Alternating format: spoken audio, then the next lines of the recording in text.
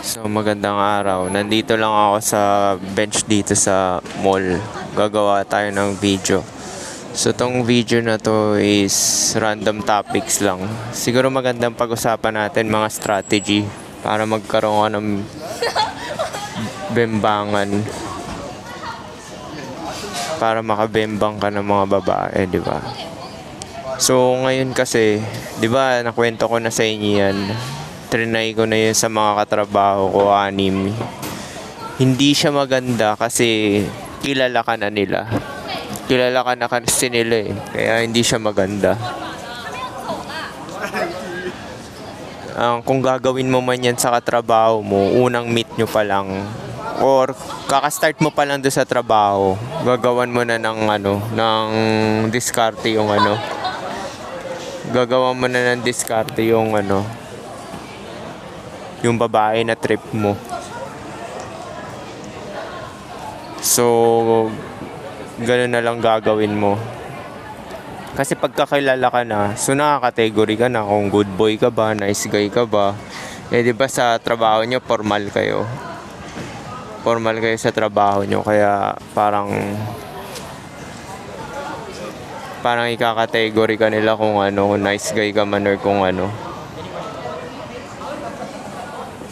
So, yun, nadidistract ako kasi may mga estudyante dito. Tapos ewan ko ka high school to kasi gwaping yung high school eh, blonde siya na lalaki. Tapos, parang yung mga in-chick na babae, gusto siya i-approach kaso nag-aalangan. Syempre, nahihiya, di ba? Bihira lang naman kasi talaga yung babae na magbe-break ng rules eh para i-approach yung lalaki na trip nila. Kahit pa trip na talaga nila yung lalaki na yun, pero hindi talaga nila yun i-approach kasi nga, ayun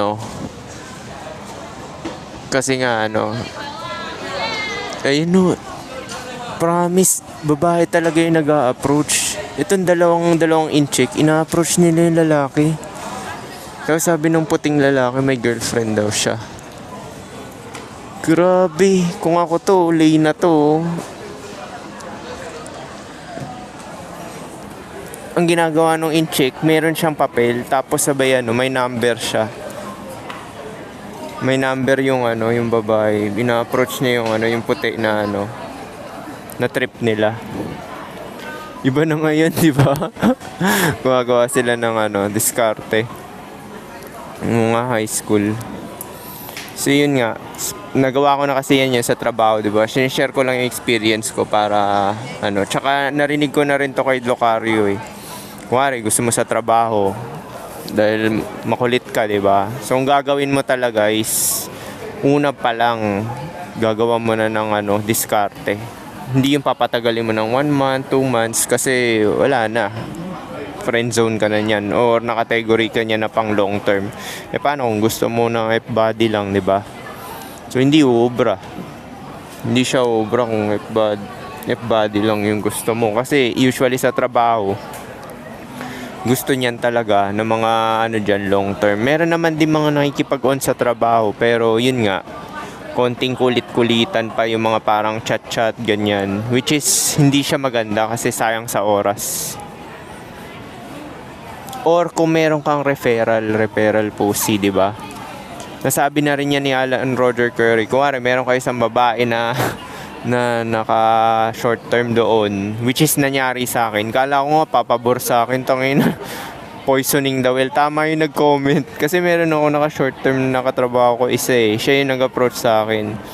So after neto, yung mga kabatch niya, in-approach ko rin, dinirect ko kasi kala ko okay eh. Kasi mali ko, ako nag-dump kasi nun eh doon sa babae na yun, yung 22 nga na ako nagkwento ko sa'yo. So parang na bad shot na. Kaya ayaw na nila, 'di ba? So hindi maganda kaya mi-stop na ako niya, na lang ako, infield na lang sa mga mall ganyan or nakakasalubong mo sa kalye. Ganon. Dito naman matitino naman yung mga tao dito. Kaya okay lang na i-approach mo sila or Kasi siguro naman mas mababa yung rate dito na may mga sakit, 'di ba? Kasi 5 million lang tao dito eh. Yung total population eh. Sa Pilipinas din, pwede mo nang gawin yan sa mall. Lakas ka ng loob. Pucha, sa mall, ang dami talaga. maganda talaga pagsabayin yung online tsaka real life. Pero hanggat maaari, wag na sa trabaho kasi nga, syempre may makapangyarihan talaga doon yung babae. Babae talaga na ano. Tapos yung mga na-direct ko sa trabaho, di ba nagkikita kami? Parang ini-ignore ko na lang sila, parang walang nangyari. Pero hindi ako naglalabas ng vibe na, kuwari, na iilang or ano. Parang tuloy lang, trabaho lang talaga. Wala akong inaano na ano. Wala akong... Tapos sila naman parang naiilang din pero parang nasisense mo na magpapapansin pa, kukunin yun. Ni-reject ka na nga, 'di ba? Tapos papapansin pa, 'di ba? Para namang kaya hindi ko na pinapansin yung mga 'yan. Tsaka mas double purpose 'yan kaya ako ginawa 'yun eh kasi nagpapapansin sila sa akin tapos ang mangyayari niyan gagawin ka nilang emotional hook, tapos gagawin nila parang mag-aano sila, mag-aas ng mga favor, patulong or kung ano-anong ganyan na patulong na ganyan, which is pumabor din sa akin to, although ayaw nila sa akin, na-reject nila ako, pero pabor pa rin yun kasi nga may respeto pa rin kasi hindi mo sila hinabol eh, yun lang talaga eh. Tsaka kapag na-reject na kayo, yun yung sinasabi ko eh, ang opportunity ikaw, 'di ba? Once ka lang talaga magbibigay. Kahit sabihin mong nagpapa-cute 'yan, hindi ka talaga gusto niyan. Gusto lang niyan yung energy mo, yung attention mo. Kahit pa sabihin mo na i-win mo 'yan, hindi mo talaga mawi-win 'yan. Binababa mo lang sarili mo. Pag ginawa mo yan, kuwari, na-reject ka na, tapos pumilit ka, paano kung nailang yan? Iko-complain ka niya na sa harassment. Tapos, pinatunayan mo yung category mo sa utak niya. Na ganun nga, na simp ka. Kaya ka hinireject niya. Kasi, pinatunayan mo, di ba? Kaya maganda talaga, once ka lang talaga magbibigay ng opportunity. Meron pa nga nagsasabi, masyado daw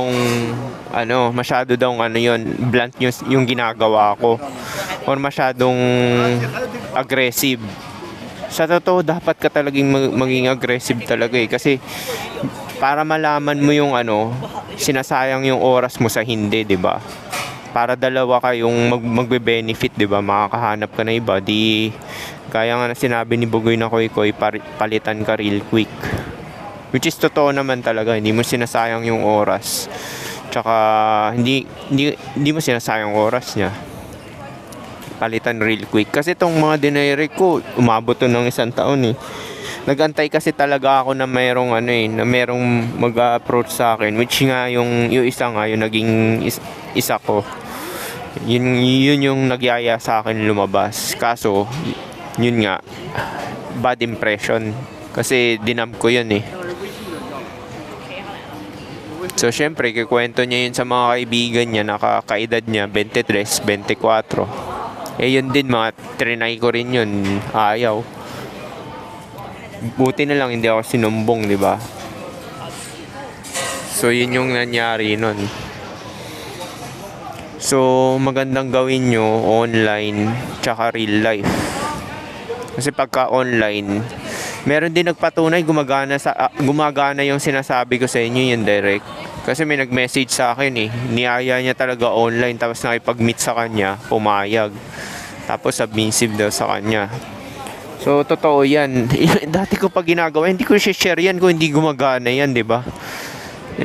Yung mga ibang mga pick-up artists na kakausapin mo pa, i-win mo, tapos kung ano-ano pang tricks. Nako, nagsasayang ka ng oras dyan. Tawag dyan, prolong rejection. Kaya magustuhan ka, oo nga, gusto ko nga, pinatagal mo lang. Kung dinirect mo na, di nalaman mo na agad na gusto ka, at nalaman mo na hindi ka gusto. Kung pinatagal mo, nalaman mo hindi ka pala gusto. Diba? Pinatagal mo, di prolong rejection. Ganun yung nangyayari, prolong rejection, pinatagal mo. Nagsayang ka ng oras, imbis nakaka-spin ka, nakaka-rotate ka. Ngayon, drought ako magwa 1 year na eh. Kasi, 1 year na pala, no? 1 year na. Throughout ako 1 year na, wala pa rin ako nahahanap. Biruin mo, rejection ko 14 na, 15 na pala. Dumami na, nag-pile up na, di ba? Kasi nga sakali nga, dinadirect ko sila. Medyo mahirap din yung ginagawa ko kasi sakali yun eh, di ba? Hindi ka naman nila kilala eh. So, kailangan on point ka doon, hindi ka talaga. Pero yung last ko, yung dalawa. Pag uwi ko yun eh, galing sa trabaho, dalawa agad. Nakita ko nakasalubong ko doon sa street namin. Tapos dinirect ko. Hindi ako kinabahan nun kasi nga, pauwi, yung focus ng utak ko pauwi. So, dinirect ko yung dalawa na yun. Ayaw lang talaga. Wala akong naramdaman na off na vibe dun. Hindi lang talaga ako gusto. At least alam mo, 'di ba? Tsaka nag-try ka. Tsaka ang kagandahan sa direct, kasi sa online, makakapili ka. Kaso pagharap nyo, iba yung itsura, 'di ba? Tapos hindi mo pala gusto. Ang kagandahan sa direct kasi, yung sa direct, gusto mo, mapipili mo talaga kasi real life siya eh. Masusukat mo kung sino talaga yung ano. Kasi 'di ba ang lalaki hunter, 'di ba? Hunter yung lalaki. So, ang gagawin mo, maghahanap ka ng tingin mo na babae na kaya mong maseduce na pumayag sa iyo, 'di ba? O sabihin na nating mauto. Kaya naman yung mga batang babae mabilis mapabuka ka kasi mabilis sila mauto talaga, sa totoo lang. Tsaka mabilis sila mamold. Yun lang kagandahan sa mga batang babae. Kasi yung mga 27 plus na, naku, ang dami ng karanasan yan. Tapos ang hirap ng i-mold niyan, ang titigas na ng ulo, 'di ba? Kukumpara ka pa dun sa mga Although sinasabi ko naman na walang competition. Pag may game ka na lalaki, wala naman talagang competition kasi one of one ka eh. Biruhin mo, ilan lang ba lalaki sa mundo na nagda-direct, 'di ba? Ilan lang sa lalaki sa buong mundo na nagda-direct. Hindi naman common yung ginagawa ko, 'di ba? Malakas lang talaga loob ko. Kasi na-experience ko na yan dati pa. Siguro kung wari, 'di ba, yung lay ko mababa. 11 lang talaga eh. Pero kalahati nun, first day lay. Tapos yung kalahati na pangalawa, second, never tumagal sa akin ng third day. Never. Hanggang second lang talaga. So biruin mo, mababa yung Lego nun. Tsaka kasi na-stuck ako dun sa 6 na taon eh. Sana pala, nung may 6 years ako na ganun, nag-spin pa ako ng plato. Para hindi na sayang yung oras ko, diba? Nakarami pa ako. Pero di bali na, may money game naman eh. Kasi money game, laging bata. Laging bata yung mo eh. Hanggat may pera ka 1K, di ba? Ayun na, 18. Laging bata yung bubuka ka sa'yo, 18, 19. Yun yung mga bubuka ka sa'yo kasi nga, may pera ka eh. Hindi na rin ako nagsisi, at least nasi-share ko itong mga info sa inyo na effective talaga yung direct na sinasabi ko sa inyo. Kasi yung chat-chat, mga ganyan, panliligaw, tapos bandang uli, hindi ka pala gusto. Parang inano mo lang siya, parang kinonbinsi. Ayun yun yung word eh, kinonbinsi mo yung babae. Kasi parang sinasabi mo yun na ganito ka, ganyan. Kung dinirect mo, yung vibe mo lang ang tatayo tsaka itsura mo, 'di ba? Nakakategory ka na sa utak niya yung vibe mo, which is yung behavior, 'di ba? Kasi yun yung sinasabi ni Locario, naniniwala din ako nun. Kasi kung pretty boy ka nga, tapos lalamya-lamya ka, tapos mukha kang submissive, turn off pa rin yun, 'di ba? Hindi ka magugustuhan ng babae. Siguro magugustuhan ka na sub 5, pero yung mga kalidad hindi ka magugustuhan, di ba? Kasi gusto talaga ng babae, confident talaga eh. Napatunayan ko na yun, confident talaga gusto ng mga babae. Actually, hindi lang naman babae, lahat ng tao. Kasi ang rason dito, kuwari yung surgeon, hindi confident sa ginagawa niya. Tingin mo ba magtatrust ka doon? Katawan mo yung itatrust mo doon operahan ka tapos di confident yung surgeon, di ba? Kaya nga nag-aano ka ng referral, di ba? Na magaling ba yan mag-opera ng puso, ganyan. So yung confidence talaga, malaki talaga tulong yan na ano, para sa babae. Kasi ano yan eh, parang sa survival din, ibig sabihin competent ka. Alam mo ginagawa mo. Yun lang naman yun eh. Ano yun? Ang confident is self-trust na alam mo yung ginagawa mo. Tsaka on point ka. Yun lang naman yun eh. So yun yung reason kung bakit mahalaga sa babae yung confident. Meron din nag-approach sa akin na babae. Bakit subconscious na nire-reject ko? Kasi hindi sila confident. Yung parang yung vibe nila na may tapos yung tone ng voice nila parang shaky. So once marinig ng babae na shaky yung ano mo, yung voice mo or yung salita mo, is mangyayari talaga niyan. Matik na i-reject ka kagad kasi nga shaky yung boses mo eh. So, ganun din sa akin. Kuwari, in-approach ka ng babae na ano, na ganun, shaky yung boses. Ayaw mo rin, di ba? Kasi mamaya, alam mo bakit? Bakit ayaw mo makipag-deal sa hindi confident na tao? Ibig sabihin kasi niya insecure. Mangyayari sa insecure, irereklamo ka niyan kagaya nung nangyari sa akin. Insecure, di ba? Kaya piliin nyo talaga yung babae na ano, confident, tsaka ano talaga, yung vibe niya hindi off. Ibig sabihin submissive siya sa'yo. Pero paano ba siya magiging submissive? Syempre, gusto ka, yun lang naman yun eh. Kasi pag yung babae insecure, di ba tayo, yun, nasisense nila naman ng lalaki yung vibe eh. Kasi pagka yung vibe na parang insecure, promise mapapahama ka niyan. Parang yung Korean na katrabaho ko, dinirect ko yun, nireklamo ko nun eh. Pero verbal lang, hindi naman niritten. Yung isa lang yung nagreklamo ng kasinungalingan, pero niritten. So dun, yun yung kwento ko sa inyo sa last eh. Ayaw ko na ikwento dito, baka kasi mahagip nila tong video na to at kung ano-ano pang manyari, di ba? So ganun nga. Problema kasi pag yung tao insecure eh. Sinabi na rin ni Locario yun eh. Hindi lahat ng rejections mo ay dahil kagagawan mo. May mga chance talaga na yung babae ni-reject niya yung sarili niya. Kuwari, yung isa kong dinirect. Gusto niya naman talaga ako kasi tumitingin siya, naiilang. Pero either iba na kami ng expectations, iba yung nasa utak niya or category niya sa akin. Tapos, yung dinirect ko, hindi niya raw ginagawa yun, yung hook up. So, sinabi ko, sabihan mo na lang ako pag nagbago ka ng isip. Sabi niya, hindi raw siya magbabago ng isip.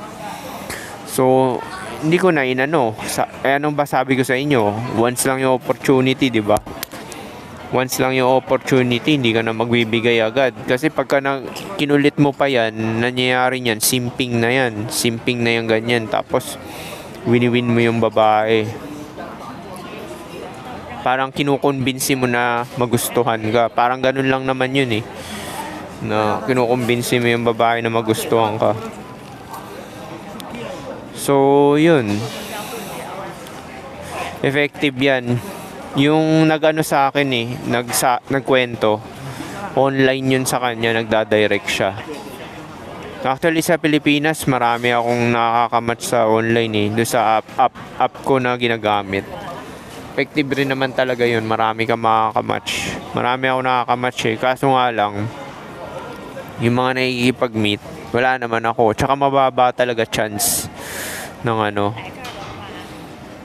Sinabi na rin ni Locario yun eh. Kasi si Locario lang talaga yung pinapakinggan ko eh. Sa lahat ng mga game na yan sa YouTube. Kasi nakaka-relate ako sa kanya dahil ginagawa ko yan dati pa. Yung ganyan. Yung direct approach na yan. Tsaka natuto na ako na pag gusto ka talaga ng babae, magiging smooth lahat. Kaya mas maganda mag-direct ka na lang talaga. Kaysa manligaw. Parang ilang beses na nangyari sa akin yan. Yung one day meet. Babae pa nga nagyaya sa akin nun eh. Pero hindi ko na sasabihin sa inyo na maganda yung gano'n na, yung ipupunta ka sa place ng babae. Kasi, although nakuha mo nga gusto mo, pero, yun nga, kung gagawin mong long term, hindi maganda. Kasi nasa program ka niya eh. Yun nangyari sa akin nun. Pumunta ako sa kanila. Pero, parang ons lang talaga yun. Isang beses lang nangyari. Tapos hindi na ako nagparamdam kasi hindi ko naman trip eh. Kasi nga sinabi ko na sa inyo yan sa Facebook ko, 'di ba, ng dog's way yung ginagawa kong strategy dati. Kahit naman din ngayon eh, pero ngayon dahil nagda-direct na ako, nakakapamili na ako ng kung gusto kong target. Mga potential na trip ko talaga. Ganun na lang ginagawa ko. So yun, magdadirect kayo sa mall. Actually sa mall ang dami ko nakikita magaganda oh. Tapos nakalabas pa yung balat. Yun nasa Mega Mall ako. Marami talaga. Minsan nga yun pumasok ka sa New Era kasi bumili ako sombrero ng New Era eh. Yung One Piece na, alam ko pinost ko sa Facebook ko yun eh. Yung One Piece na may strap back na A-frame. Tapos yung babae doon tumitingin sa akin. Parang trip din ako. Hindi ko nga lang din direct nun kasi parang dinadaga pa ako. Ngayon hindi na ako ganong dinadaga kasi nasanay na ako. Na ano. Pero may kailangan talaga consistent yan. Tuloy-tuloy mong gagawin talaga. Tuloy-tuloy ka mag-approach ng mga babae na trip mo para para mawala yung fantasy mo sa utak mo or categorization mo. Para as is lang talaga siya. Parang produkto lang din talaga, di ba? Sa numbers game, sinabi ko na yan. Ang tao, produkto lang din. Kung ano yung gamit ng ano mo, ng bag mo. As in mga gamit, lahat ng labas sa'yo, produkto lang. Ito ang talaga wisdom na sinasabi ko. Kesyo tao pa yan, lahat transaction lang, produkto lang din yan. So kailangan may equal exchange kayo na hindi papayag yung babae sa'yo bumuka ka kung wala siya nakikitang benefit sa'yo. Either genetic mo, emotional, or pera, or friendship. Yung mga friend zone, di ba? So yan yung sinasabi ko sa inyo na na may benefit yung babae dapat sa iyo. Mostly nung mga nakaano ko dati, below sa itsura ko yun eh. Yung mga which is totoo naman talaga. Actually karamihan naman ng babae dito eh. Kahit dito sa mall na to eh. Hindi naman din talaga papalag sa itsura ko eh. Halos lahat naman eh. Pero subjective pa rin yan. Siyempre kung tingin nila pangit ako, hindi pangit. Pero yung tingin ko sa sarili ko, okay naman ako. Average or above average. Ganun pwede na. So yun. Pag gusto mo sa trabaho, bago ka pa lang. Pag matagal na, 3 months, 1 month, huwag mo nang gawin dahil may nakakategory ka na sa utak niyan. Mati kasi pag trabaho, silbidor yung man yan. Pero na lang kung F-boy talaga yung vibe mo, di ba? Pwede. May bago residente sa amin eh. Natitempt nga ako kasi lumalapit sa akin tapos mukhang masaya eh. Mukhang masaya. Kaso, ayoko na naman ng ganun na mamaya magkaiba na ng expectation eh. Reklamo na naman ako yan dahil sa bunganga ako, di ba?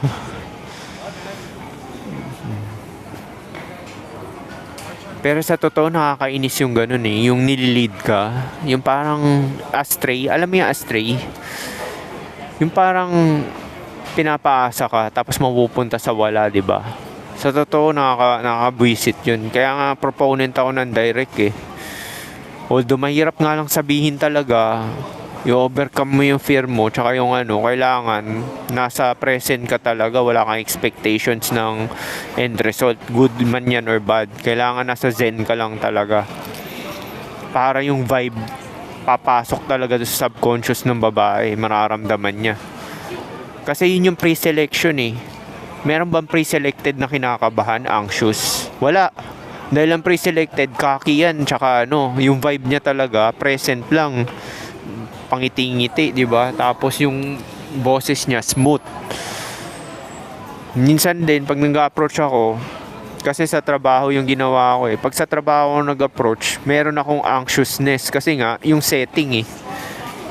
Pero kung kalye yung ginawa ko, ganito lang talaga siya. Pakinggan niyo yung boses ko simula umpisa hanggang huli. 'Di ba? Yung ganyan yung boses. Ano ba hindi niyo ako nakikita, 'di ba? Hindi niyo ako nakikita, pero malalaman ng babae yan, pre-selected tong lalaki na to. Although wala naman akong nakaka-hook up ngayon, tsaka wala naman akong girlfriend ngayon, 'di ba? Nalalaman yan sa boses, yung pre-selection. Yan yung sinasabi nilang inner game kasi confidence nga eh. Kagaya na nga sinample ko sa inyo. Parang, kuwari, pretty boy ka, hindi ka confident, anxious ka. Eh po, hindi tugma sa mukha mo, di ba? Dapat F-boy ka. Kaya nga less effort gagawin mo. Bakit ba ako nag-aalok ng ganun, ng direct? Eh syempre, alam ko yung itsura ko. Eh kung nagsisimpa ko, hindi bagay, di ba? Baba ng tingin ng tao sa'yo pagka ganun. Biruin mo yung mukha mo, ang cute mo tingnan, kahit matanda, magkakagusto sa'yo. Tapos, magbibigay ka ng flowers, tapos sabay kung ano-ano, hindi maganda, di ba? Mare-reject ka talaga. Tsaka itutugma yan, parang hindi tugma, walang ano, alam mo yung walang alignment. Kuwari, ang laki ng katawan mo, tapos nagbibigay ka ng flowers, tapos hindi ka aggressive, simp ka pala, automatic rejection yan. Hindi tugma eh. Hindi tugma sa pinoproject mo na appearance. Eh, di ba sinasabi, looks. Dati, ganyan din yung paniniwala ko. Which is ngayon pa rin naman, naniniwala pa rin ako sa looks. Pero, yung behavior mo, parte pa rin ng appearance yan. Kailangan tumugma yan sa looks mo. Pag hindi tumugma sa looks mo yan, wala rin. Kaya nga sinasabi ko sa inyo eh, na yung confidence, papasok pa rin talaga yan. Kasi kailangan tumugma siya dun sa ano mo, sa itsura mo, appearance mo. Kumari, pretty boy ka. O kagaya ko, kahit na matanda na ako, nakakakuha pa rin ako ng prime age. Dapat, yung expectation sa'yo, tumugma dun sa expectation nila. Eh, paano kung simp ka? Hindi maganda, di ba? Tsaka ang gagawin mo, hindi mo kukunin number ng babae. Dapat ikaw ang price, di ba? Tanda-tanda mo na eh. Di bigay mo yung number mo. Ako hindi ko kinukuha number nila. Wala akong kinuha number. Kasi ginagawa ko, ako magbibigay kung pumayag sila sa ano ko, agenda ko. Kung hindi, walang number na mabibigay. Walang number na mabibigay kung hindi tumugma dun sa ano. Diba? Tsaka yun din yung natutunan ko. Wag mo ibigay yung number mo or wag mo kunin yung number ng babae kasi waste of time. Waste of time yun kasi nga hindi naman tumugma, nag-oo na magkita kayo para mag-hook up. Tapos gagawin niya lang sa'yo, go-ghost ka lang din. Mas maganda from the front pa lang, alam mo na yung mangyayari. May nakapagsabi na niyan, kahit sa online gumagana pa rin talaga yung direct. Kaya nga 'di ba napapansin niyo sa pages ng Facebook, may mga iba daw lalaki bastos. Yun, nagda-direct yung lalaki na yun. Nagda-direct yun yung lalaki na yun. Kaya nga 'di ba mapapansin mo sa online dating, parang yung mga nakalagay dun sa nakalagay dun sa profile nila, mabait yung gusto nila, ayaw nila nung bastos. Kasi yung mga nagda-direct yun, kagaya ng ginagawa ko. So isang lalaki lang yun. Parang kumari yung mga nagda-direct tsaka indirect, dalawa lang kategory ng lalaki talaga. Direkta yung ginagawa ko, tsaka yung isa indirekta, hindi direkta. So, dalawa lang kaming nami-meet nila. Pare-pareho lang kami. Iba-iba lang kami ng mukha. Iba-iba lang kami ng katawan. Pero yung strategy, isa lang. So, kaya nga 'di ba yung mga naghahanap ng long term, sasabihin nila ayaw nila ng bastos. Yun. Yun yung kung hindi mo naman sinasabing bastos, sabi, meet tayo. Kung okay yung vibe natin, yayayain kita pauwi. Ganun lang naman gagawin mo eh. Hindi mo naman magsasabi talaga na magtitirahan tayo. Hindi mo naman sasabihin nyo na ganun. Na, ganito, magtitirahan tayo. Meron mga ganun din kuwari yung mga nagbibuild ng sexual tension dun sa online. Pero hindi maganda gawin yun kasi sinira mo na yung mystery. Mas maganda talaga pag nagkita na kayo, dun mo gawin lahat ng mga tricks mo, di ba? Ng mga flirting mo na sinasabi, ganyan. Hindi siya maganda gawin sa chat kasi nawawala na yung mystery, mawawala ng gana. Makakategory ka na niya ng babae nun sa isa sa mga sim na nakikipag-chat sa kanya hanggang 24/7 tsaka ng 2 oras, 3 oras. So, kaya sinasabi ko sa inyo, maging direct kayo. So, paano? Yun lang, 31 minutes, peace.